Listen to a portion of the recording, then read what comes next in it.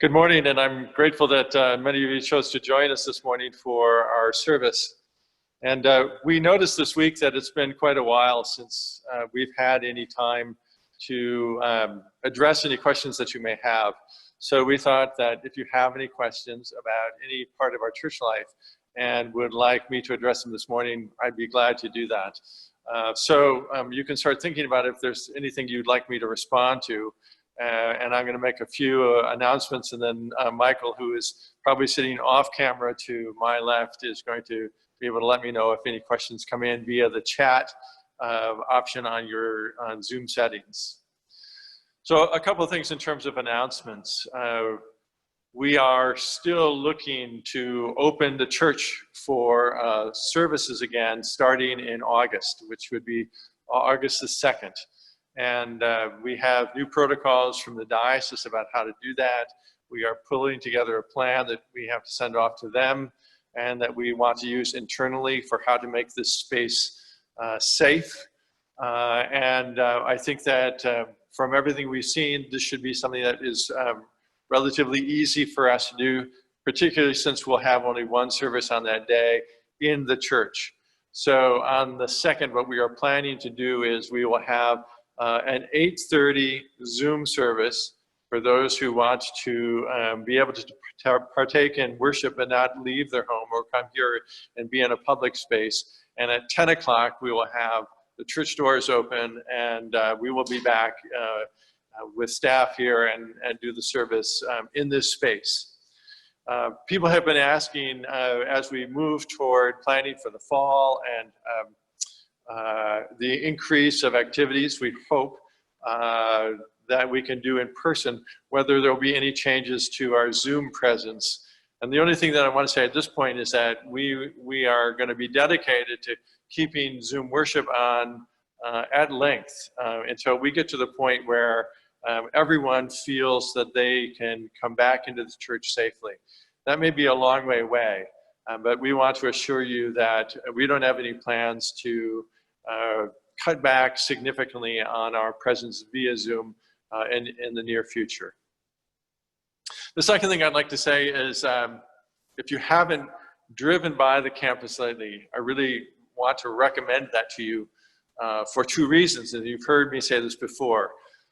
First of all, I invite you again to be in this space at some time during the day, just to come in and reacquaint yourself. It's been a long time for many of the beauty and the power of being in this building.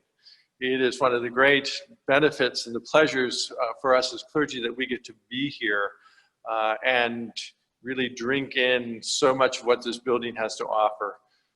I'm here every day, and in a very consistent manner, I am surprised by how much this building, just being here and my being in it, feeds me and provides me many ideas that I want to cherish and think through, and it lightens my day.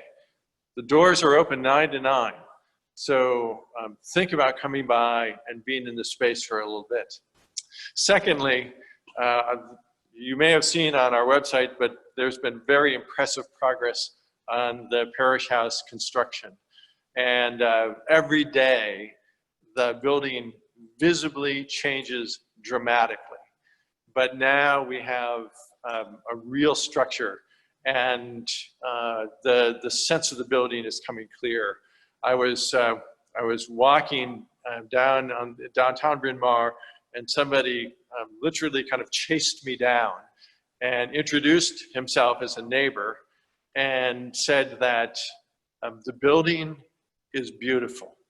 And he was so appreciative of the work that we've put in to not only putting in this new building, but also reconfiguring that side of the campus.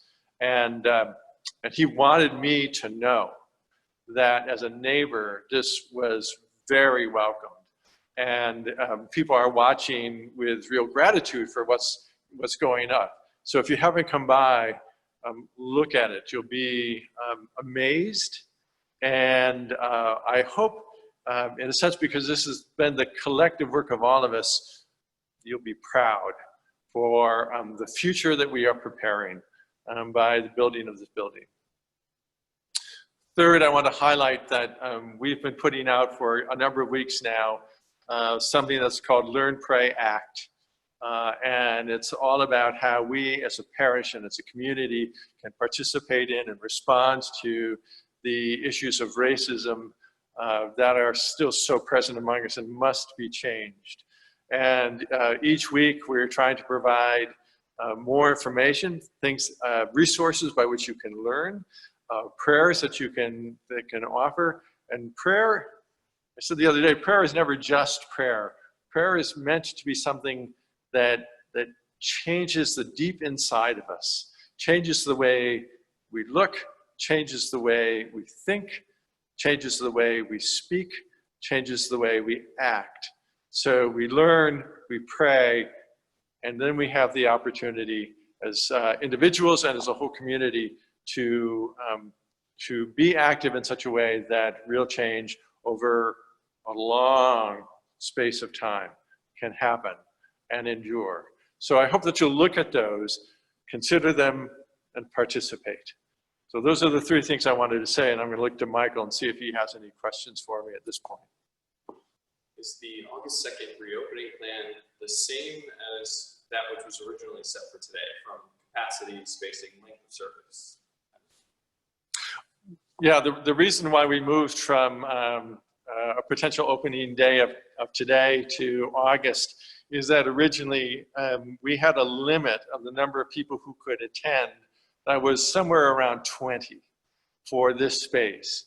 And we felt that that was too small a number for us to be able to effectively engage worship in this space. Right when we made that decision, the diocese sent out the new protocols, and they allow us with social distancing to fill 50% of this church. And that gives us room for several hundred. So we are working now on a way to be able to map out the seating in the nave so that everyone can feel very comfortable with the social spacing and distancing that will be done. So that in inclusion with wearing masks will give us the chance to be in here in a more robust sort of way. I think all the other protocols were pretty much the same. You know, we're going to make sure that people are safe by wearing masks, people are safe by keeping distance, and that the singing that will be done by soloists. And so we'll have music, and that will be wonderful to hear. I have no idea how I'm going to react when I hear organ and singing again in this space. But we'll be able to do that, but the congregation won't be able to sing for probably quite some time as we work through the issues of the dangers of singing when it comes to the expelling of breath and droplets, etc. But all the other things I think are pretty much the same as what I outlined earlier. So maybe we can answer both of these together. Is how will congregational participation change? So as far as responses and hymnody, you addressed a little bit, and what are the guidelines for the celebration of Eucharist?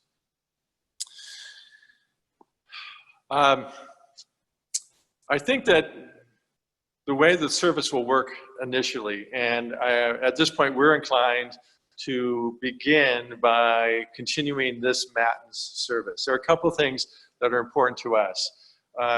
One thing is that we are looking at, these are the things we have to consider, the HVAC system and the movement of air in the chancel and what is going to be best for the people who gather inside.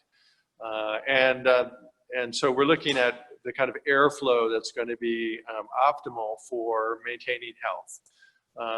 And then secondly, we want to make sure that what's called the viral load is as dispersed as possible so that nobody is exposed to a heavy dose of virus if somebody who is sick comes into the building.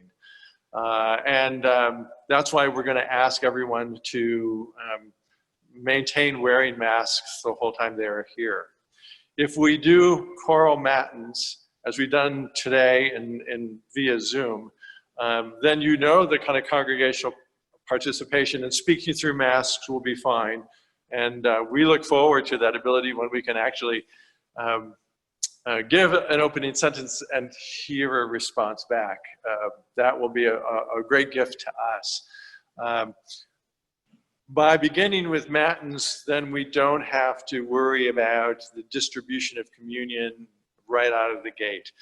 We want to walk carefully into our back into our normal services, and we'll probably spend at least a month in choral matins, and then make an assessment for how safe those services feel, what kind of data we're getting back on the presence of COVID-19, and then we will look forward at the appropriate time to reintroducing the Eucharist, and that will involve everything from movement up to the altar and the distribution of communion itself. But we want to be very clear ourselves, and we want all of you to feel very safe in the practices that we ask you to engage in. So that will be coming down the line.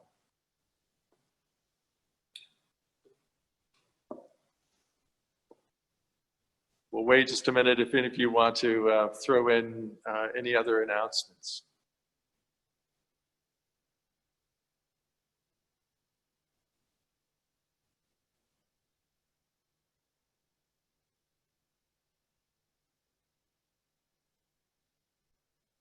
All right, well, we appreciate your time this morning. We're very much looking forward to, in a couple of weeks, having people back in this space. It will be, I'm sure for us, beyond words,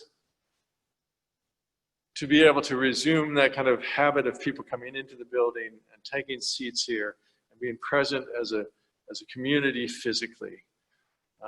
I'm sure that all of you have felt that awkwardness of being able to see one another and not being able to touch and not being able to get close, but having to do everything from that strange distance.